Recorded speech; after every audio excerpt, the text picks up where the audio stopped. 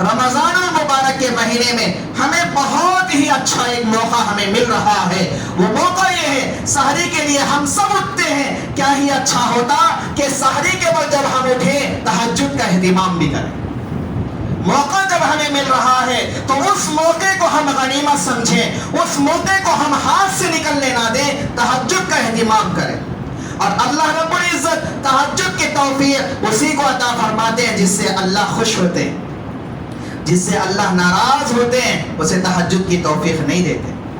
اس لیے کہ تہجد والا عمل انبیاء والا عمل ہے, یہ تہجد والا عمل اللہ والا عمل ہے, یہ تہجد والا عمل صحابہ کا عمل ہے, اور اللہ رب العزت اپنے خاص بندوں کو اس عمل کی توفیق دیتے ہیں. علامہ جوزی رحمۃ اللہ علیہ اپنی کتاب صفت الصفوہ کے اندر ایک واقعہ نقل کیا. صالح بن حیی رحمۃ اللہ علیہ ان کے گھرانے کا تذکرہ کیا کہ ان کے 2 بیٹے تھے. بڑے کا نام علی تھا, چھوٹے کا نام حسن تھا. ان کی ایک بیوی رہتی تھی کہ ان کے گھرانے کا یہ معمول تھا, گھر کے اندر یہ دونوں بچے اور ماں رات کو تقسیم کر لیتے تھے. اور بڑا بیٹا مثلا رات کے 6 گھنٹے ہیں, 2 گھنٹے بڑا بیٹا عبادت کرے گا, 2 گھنٹے چھوٹا بیٹا عبادت کرے گا, اور 2 گھنٹے ماں عبادت کرے گی.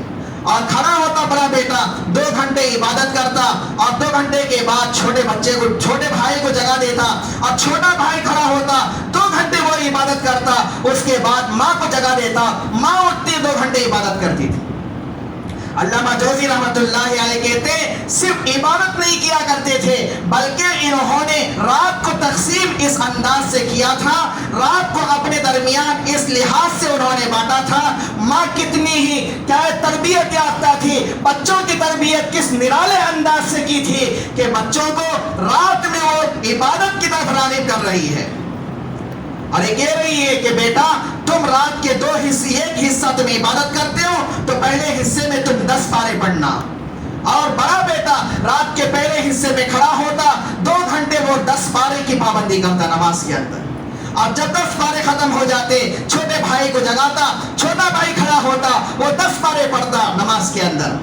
اور جب اس کے 10 پارے ختم ہو جاتے وہ سو جاتا, ماں کو جگا دیتا. ماں قرآن کی حافظہ تھی, وہ کھڑے ہو کر 10 پاروں کی تلاوت کرتی تھی. اس لحاظ سے پوری رات عبادت میں اور پوری رات میں اس کے گھر کے اندر یہ قرآن شریف مکمل ہوا کرتا. علامہ جوزی رحمۃ اللہ علیہ کہتے ہیں کہ صرف یہ معمول صرف کیا یہ تینوں رہنے تک کا نہیں تھا. جب بڑے بیٹے علی کا انتقال ہو گیا تو حسن اور ماں نے رات کو 2 حصوں میں بانٹ لیا, اور حسن کھڑے ہوتے رات کی آدھی رات کیا ہے رات کا آدھا حصہ انہوں نے عبادت کے اندر گزارتے, 15 پاروں کا اہتمام کرتے اور ماں کو جگا دیتے. باقی آدھی رات ماں کھڑی ہوتی عبادت کے اندر گزارتے اور 15 پارے وہ ختم کرتے. اس لحاظ سے دونوں مل کر پوری رات عبادت کرتے, پورا قرآن مکمل کرتے. اور جب ماں کا انتقال ہوا تو چھوٹا بیٹا حسن کھڑا ہوتا اور پوری رات عبادت کرتا, پوری رات نماز کے اندر قرآن ختم کیا کرتا تھا. تو گویا کہ ان کی راتیں ایسی گزرتی تھی. اللہ رب العزت نے انہیں توفیق دی ہے.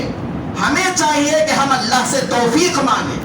ہم کہتے ہیں کہ بھائی اللہ توفیق دے تو ہم نماز کو آئیں گے, اللہ توفیق دے تو ہم روزہ رکھیں گے, اللہ توفیق دے تو ہم قرآن پڑھیں گے. بلکہ ہمیں چاہیے کہ ہم اللہ سے توفیق مانگیں. اے اللہ ہمیں توفیق عطا فرما. ہم اللہ سے توفیق مانگتے ہی نہیں. اللہ کے نبی صلی اللہ علیہ وسلم نے یہی سبق ہمیں سکھایا. اذان ہوتی ہے, مؤذن جن الفاظ کے ساتھ اذان دیتا ہے وہی الفاظ پر آپ جواب دو. لیکن مؤذن جب حی علی الصلاۃ حی علی الفلاح پر پہنچتا ہے, آؤ نماز کی طرف, آؤ کامیابی کی طرف, تو آپ انہی الفاظ کو مت دہراؤ بلکہ آپ ان الفاظ کی جگہ یہ کہو لا حول ولا قوت الا باللہ. کیوں یہ الفاظ کہیں؟ اس لیے کہ نیکی کی توفیق, گناہوں سے بچنے کی طاقت یہ ہمارے اندر نہیں ہے. اللہ رب العزت طاقت دے ہم نیکی کر سکتے ہیں, اللہ طاقت دے تو ہم گناہ سے بچ سکتے ہیں. تو اسی لیے ہم اس اذان کے جواب میں ہم اللہ سے توفیق مانگتے ہیں.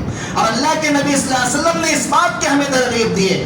تو ہمیں چاہیے کہ رمضان جیسا مبارک مہینہ، نیکیوں کا مہینہ، اس مہینے کے اندر بارش کے خطروں سے زیادہ اللہ کی رحمتیں برستی ہیں، عبادات کا ثواب بڑھا دیا جاتا ہے. ایسا مہینہ، مبارک مہینہ جب اللہ نے ہمیں نصیب کیا ہے تو ہمیں چاہیے کہ اس مہینے کی ہم قدر کریں، اس مہینے کے اندر زیادہ سے زیادہ عبادات کریں، زیادہ سے زیادہ وقت عبادت کے اندر ہم گزاریں.